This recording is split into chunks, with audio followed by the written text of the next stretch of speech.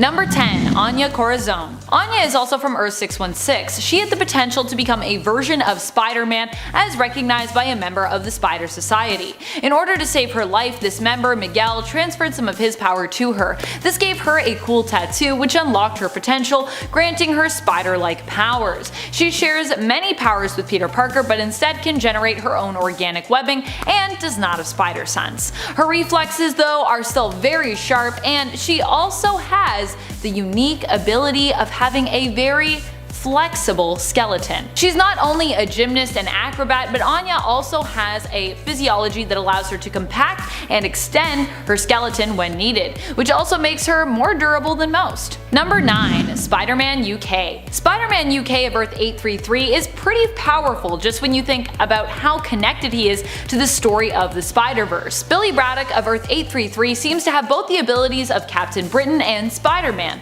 as he is an alternate version of both 616 heroes.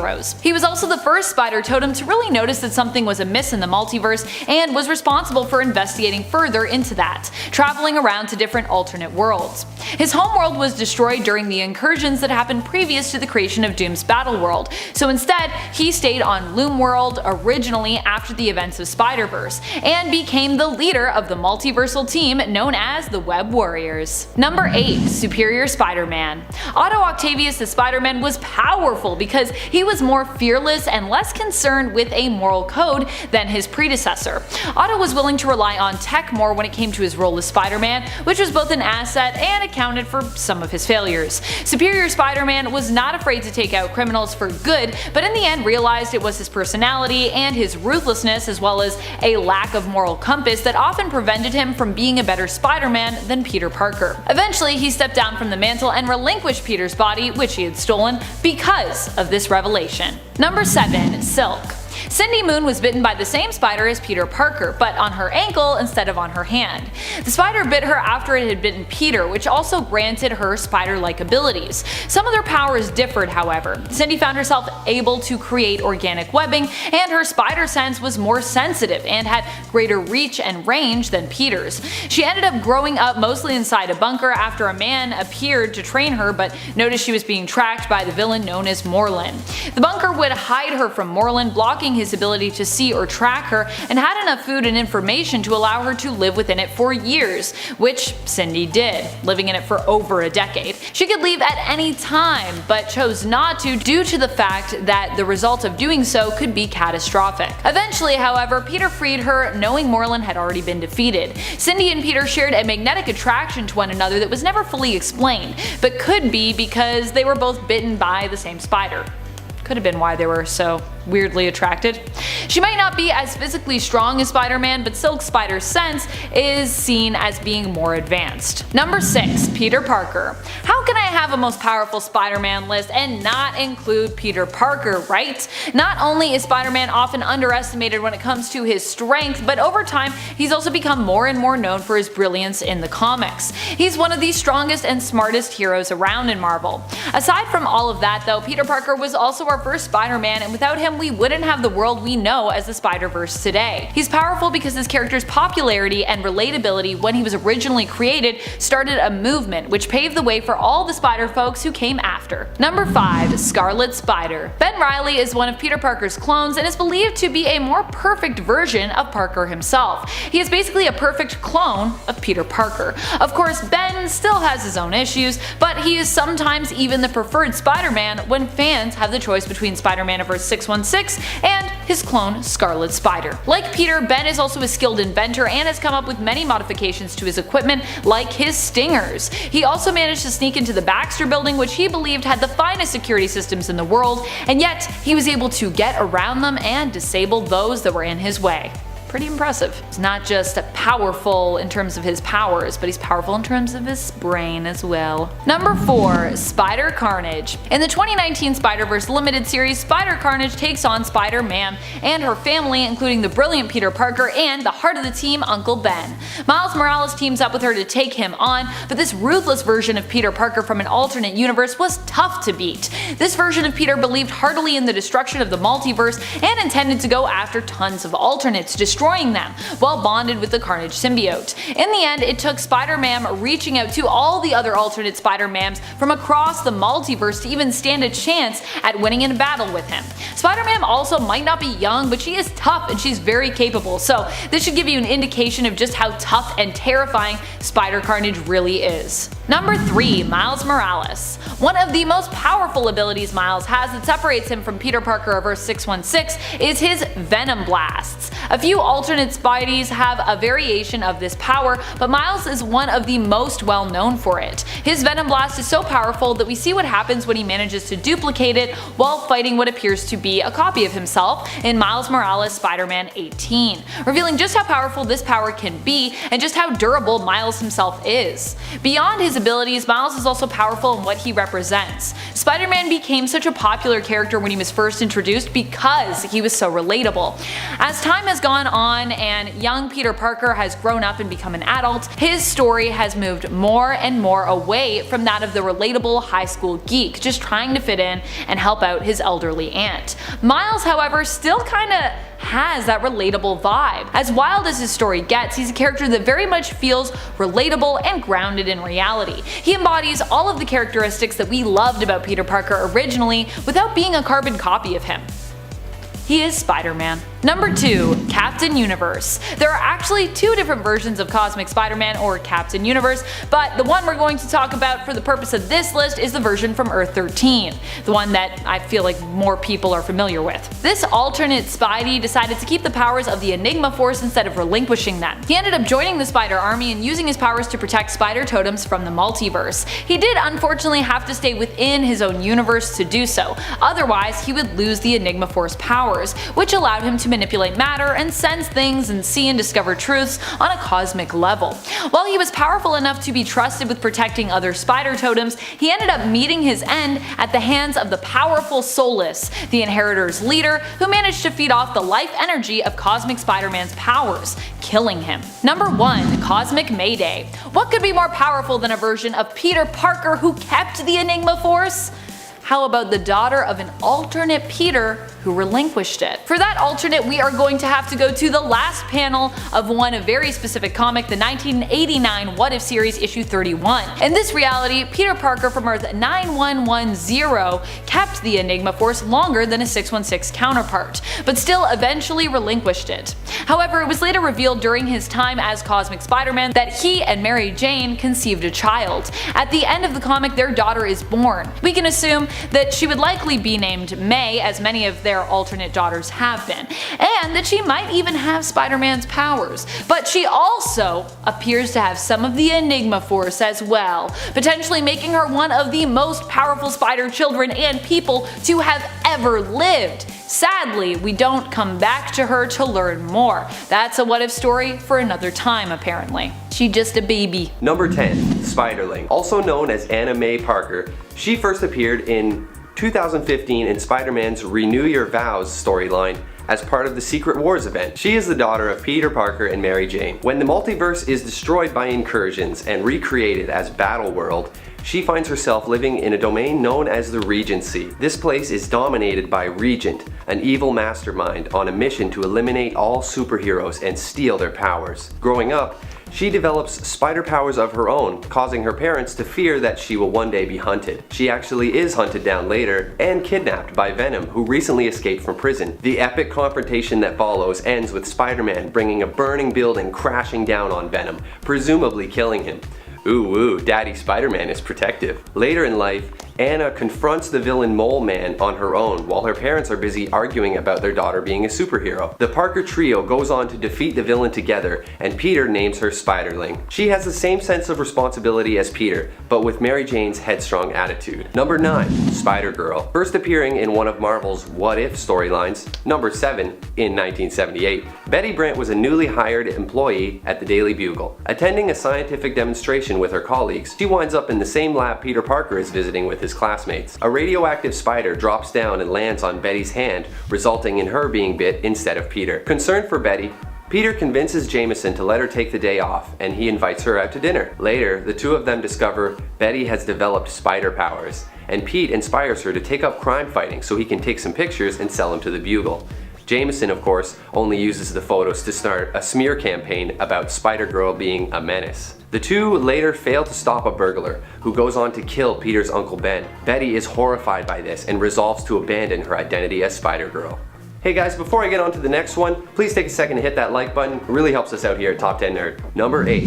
Penny Parker. You might recognize her from the Spider-Verse film, but Penny actually made her debut in 2014 in Marvel's Edge of the Spider-Verse number 5. When she was 9 years old, her father died, the original pilot of the 900-pound spider suit. She learns from her Uncle Ben and Aunt May that she's the only one who can take his place, and allows herself to be bitten by the radioactive spider that powers half of the suit's CPU. 5 years later, Mysterio begins infecting the people of New York with a hallucinogenic gas, and it's Penny who shows up and dispatches him, later working alongside Daredevil. She also later joins the Spider Army, recruited by Peter Porker and Old Man Spider on a subway ride home. Penny is Japanese and a vegetarian. Her superpowered suit pays homage to classic mecha anime, and some of her classmates' names are actually references to popular shows. Number 7. Spider-Woman. First appearing in Marvel's Spotlight number 32 in 1977, Jessica Drew grew up in a small cottage with her father, Jonathan Drew. John found uranium in large amounts on the property and went on to build a research facility, performing controversial studies in genetics and cell regeneration. Eventually, little Jessica becomes poisoned from the constant uranium exposure, and John injects her with an untested serum made with the blood of several uncommon species of spiders, and you'll never guess what kind of powers she gets. He seals her in a genetic accelerator while she undergoes a transformation, and she stays in stasis for decades, her aging greatly slowed. Now, as a fully grown woman with hardly any life experience, she wastes no time getting into trouble. Her first romance ends in tragedy when she accidentally kills her boyfriend, and later is manipulated by Mentalo into joining Hydra. Hoping to mold her into an assassin, sends her off to assassinate Nick Fury. She refuses and fights back against her masters, eventually escaping and starting a new life as a friendly neighborhood bounty hunter, Spider-Woman. She later finds herself dubbed the Dark Angel of San Francisco, swinging around the city and solving crimes just like the real Spidey. Number 6. Spider-Gwen. Raised by George Stacy alone after her mother died, her free spirit and creativity often clashed with her father's rigid attitude.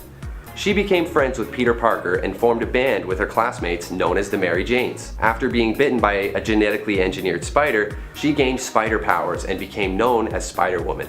Peter Parker, desperate to be like his idol Spider-Woman, conducts an experiment on himself that turns him into a monstrous lizard-like beast, and Gwen winds up beating the snot out of him, resulting in his death. This leaves her branded a criminal by the city, and the guilt of Peter's death hangs heavy over her head.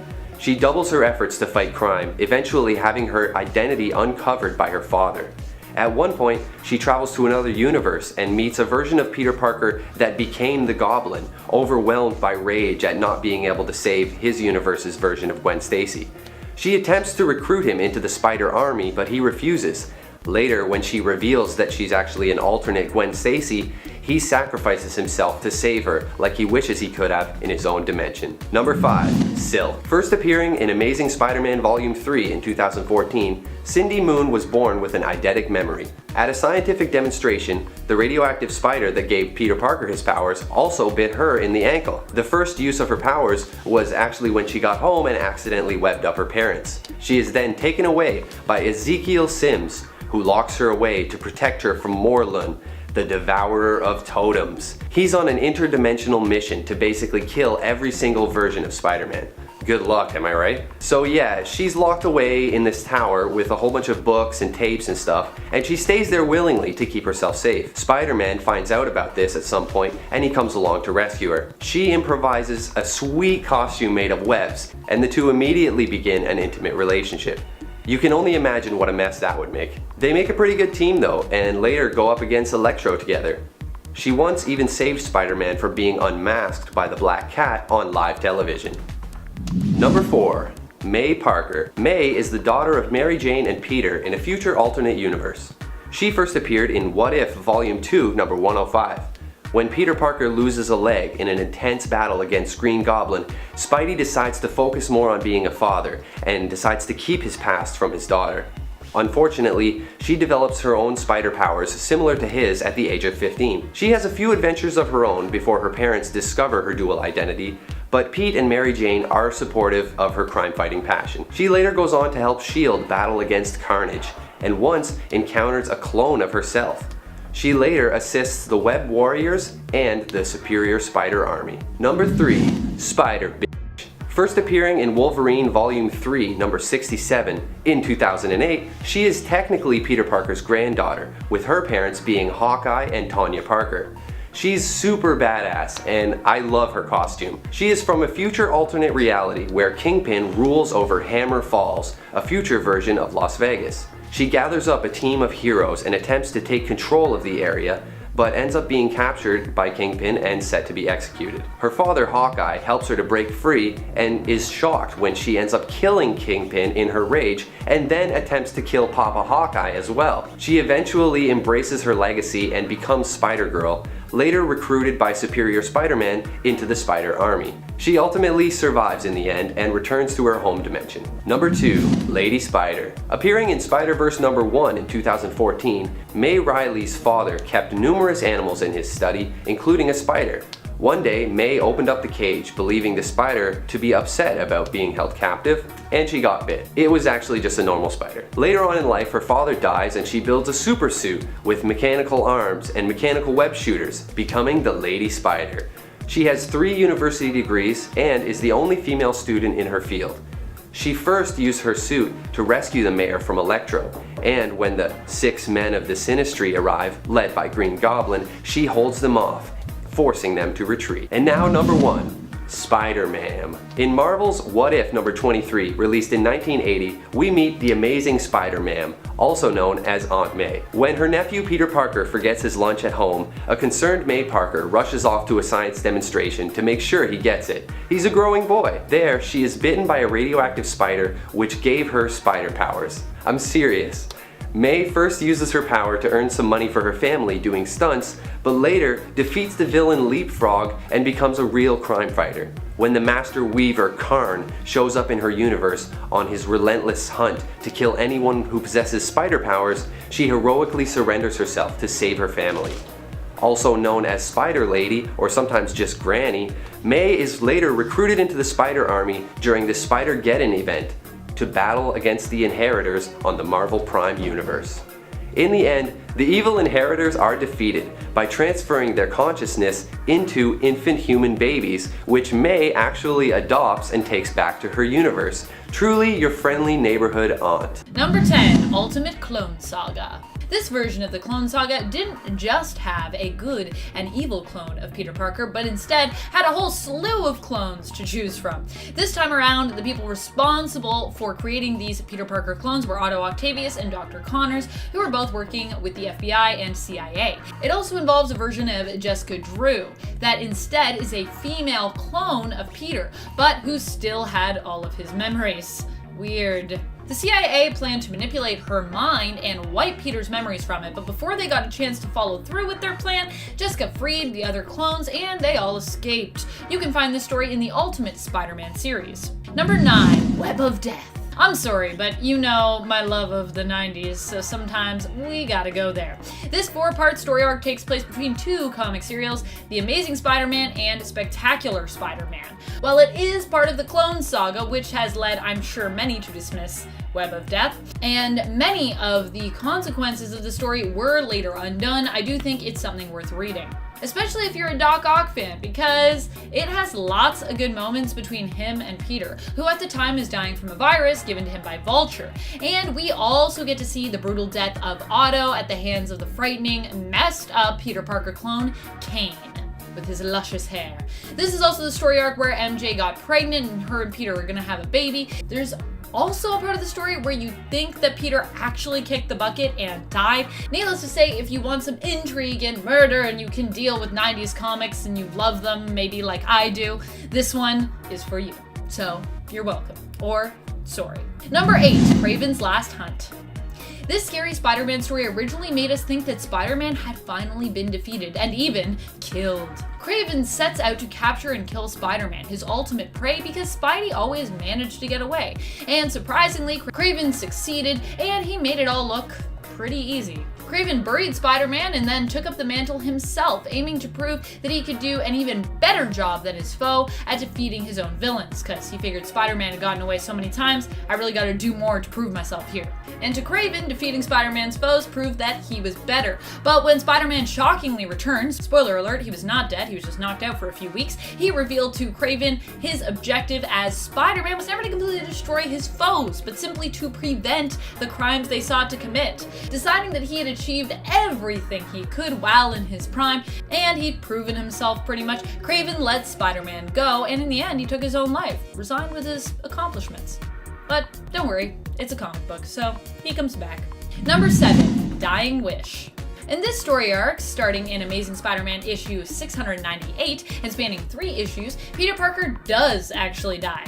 Sort of. This is the final chapter in an ongoing plot of Otto Octavius, wherein Otto aims to take over Peter's body as his was failing. He succeeds in swapping bodies with Peter and leaves Parker's consciousness to die inside his former body. Ugh. While Peter inside Otto's body is fighting to stay alive, in the end he does perish, but not before he can flood Otto's mind with memories of his life, inspiring Otto Octavius to flip sides and turn to a life of heroics, surprisingly. Even aiming, like Kraven in a way, to be better than Peter, taking up the mantle superior Spider-Man. Because obviously, he's like, I'm gonna be superior to Peter Parker. Doesn't quite turn out that way, but that's okay. Number 6, Spider-Man Reign. So, you may be familiar with the Old Man Logan storyline, and have you ever wondered what this story would be like if it were about Spider-Man instead? Well, if you have, look no further, because this dark and depressing story is basically Old Man Parker, or Old Man Spider-Man. This version of Peter Parker is an old man full of regrets. Peter went on to own a flower shop, but was destroyed when MJ died of cancer as a result of being exposed to his radioactive bodily fluids. Basically driven insane by grief, he ends up returning to a life of fighting crime in his old age, when he's not busy clutching tombstones while crying and having very terrifying hallucinations. This story is also almost as violent as it is depressing, so if you're into that, you should check it out. Number 5, Go Down Swingin'. If you haven't heard about this story arc and you are a big fan of the Spider-Man comics and Peter Parker's villains, this one is going to be a must-read for you. This 4-part story arc takes place in the Amazing Spider-Man series starting in issue 797. Realizing that he is at his most powerful when he gives into his own inner demons, Norman Osborn plots to get his powers back, and part of this plot involves the Carnage symbiote. Yep, I think you know where we're going with this. Norman Osborn manages to succeed in this and merges with the symbiote to become Red Goblin. It takes tons of heroes from the Spider-Man world to band together and defeat him after he manages to convince Peter Parker to give up the Spider-Man mantle in exchange for not brutally killing Peter and his family. I mean, is that a fair deal? Instead, Parker is forced to fight against Red Goblin as himself in order to defeat this new version of the 2 merged psychotic foes. Probably one of the most horrifying foes we've yet to see. Also, it really messed up Norman Osborn doing this. Like a lot. But I guess that was the goal. Number 4, Back in Black. This 5-part story arc takes place in Amazing Spider-Man starting in issue 539. Aunt May is rushed to critical care after being shot by an assassin while out with MJ and Peter. While her life hangs in the balance, Peter sets out to uncover evidence as to who is behind the attack. He discovers that Kingpin is to blame and pays a visit to Kingpin, who is in jail at the time, simply to kick the living out of him. The fight is brutal and violent. With Aunt May's fate uncertain, Peter tells Kingpin that he better hope that Aunt May survives, as his own life depends on it, promising that if Aunt May dies, he will return to finish Kingpin off and kill him. A pretty dark story for a hero who is generally known as having a no-kill policy. Number 3, Absolute Carnage. Absolute Carnage might not specifically center around Peter Parker Spider-Man, but it is an event involving tons of characters from the Spider-Verse. In Absolute Carnage, Cletus Cassidy returns from the dead after merging with a new symbiote. The symbiote Carnage has seemingly perished as he attempted to save Cassidy when the two fell together from space back to Earth.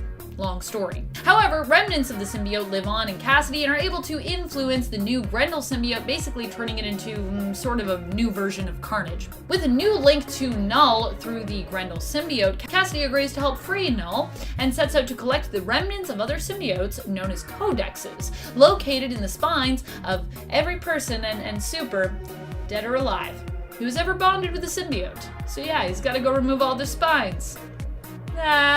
Number 2, Shed. This 4-part story started in Spider-Man issue 630 and centers on Dr. Curt Connors.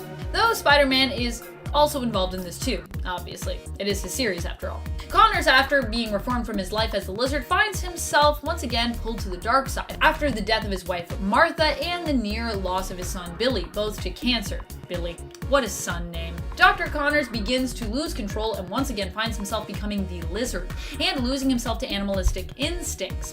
The Lizard decides the best way to shake Connors' consciousness is by eating his son Billy. Spider-Man races across town to save Connors and stop him from this, but arrives too late. That's right, Doc Connors eats his own son, and as a result, he fully becomes Lizard. Not only is the story here brilliant, but there is some great use of color involved as well when it comes to the art. Lots of dramatic colors play with the use of light and dark, creating stark shadows, mixed with some brilliant pops of a blood red. Number 1, I Walked with a Spider. Sounds like I'm going to tell you about like a little children's tale. Once upon a time, there was a... Patton Parnell is actually one of the most terrifying alternate Spider-Man that I have yet to uncover. If you want something really gruesome, then this is a story for you.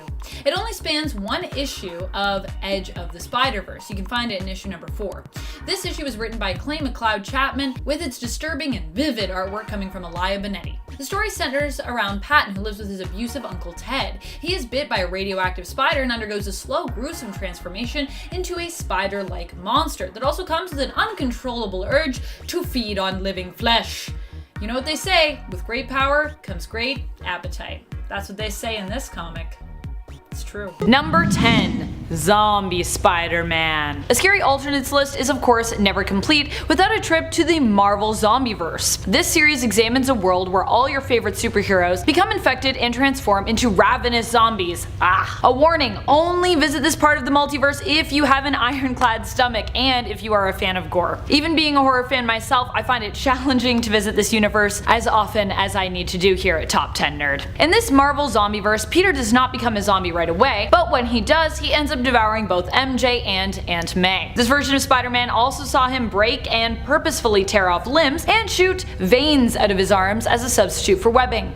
Eep. Number 9. Symbiote Spider-Man. In the What If series Volume 2 Issue 4, we explore an alternate world where the Venom symbiote could not be stripped from Peter Parker by using a combo of magic and tech. In fact, it just stays bonded to him. Two pretty scary things happen to Peter Parker in this reality. He loses complete control of his mind and body as the symbiote bonds to him for good. He is drained of years of his life when the suit does spit him out. Oh, and when the symbiote does choose to relinquish Parker, it is only to possess Hulk, creating an even bigger, meaner, and greener problem. Did I mention that this alternate version of Spidey is also strong enough to take on the Hulk and even make him scared? Ultimate Symbiote Spider-Man is like scary strong. Number 8. Spiders-Man. We get this version of Spider-Man from the Vault of Spiders series. It introduces us to an alternate version of Spider-Man who was seemingly still with Gwen Stacy until an accident caused him to undergo a transformation. You may have guessed it from his name, but yes, he is a man made of spiders, which he believed somehow absorbed and withheld his consciousness after the accident,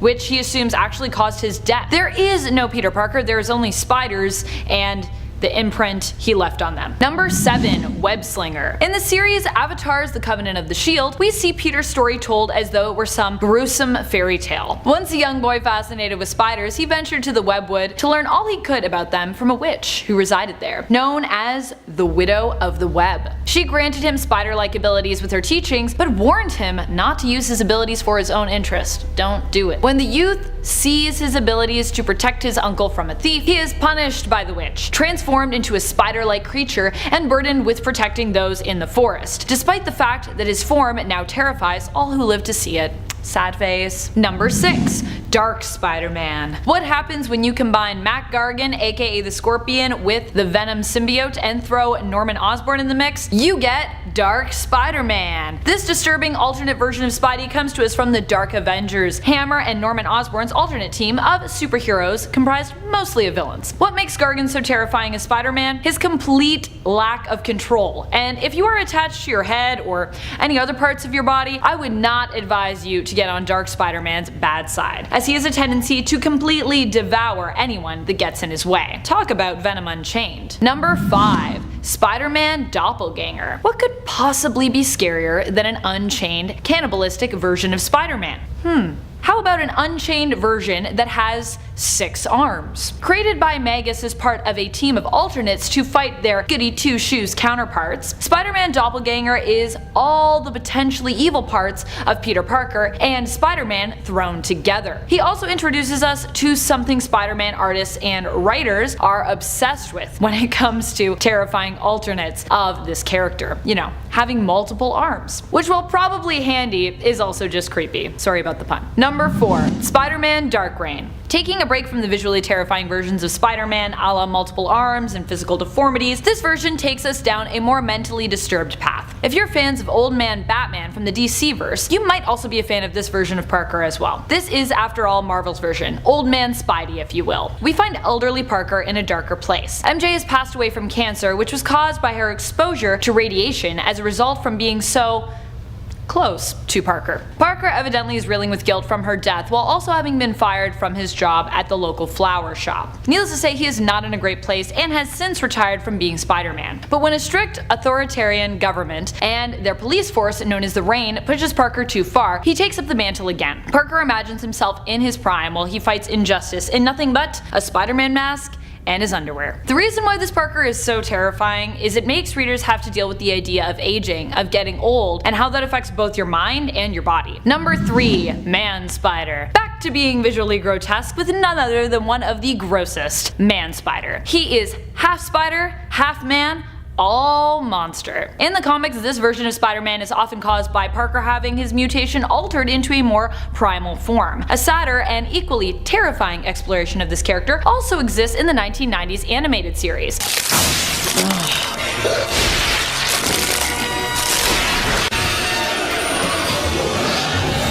After being bitten by a radioactive spider, Parker continues to mutate into Man Spider, the monstrous version of the standard Spider-Man. What makes this version of him even worse? Poor Parker actually keeps some of his memories and emotive responses, reaching out to his loved ones only to have them flee in terror. Poor Man Spider. He just wants to be loved. Number 2. Spider-Carnage. Continuing with my love of the 1990s Spider-Man animated series, another scary alternate also lives there. Coming from the alternate Earth of 98311, this Spider-Man has a bit of a convoluted origin story. Spider-Carnage is one of 2 versions of Spider-Man who exist after Spider-Man is cloned. To begin with, this Spider-Man alternate already had an even more tragic life, losing both Uncle Ben and Aunt May. As a result, one of the versions bonds with the Carnage symbiote and goes on a murderous rampage, and hence Spider-Carnage is born.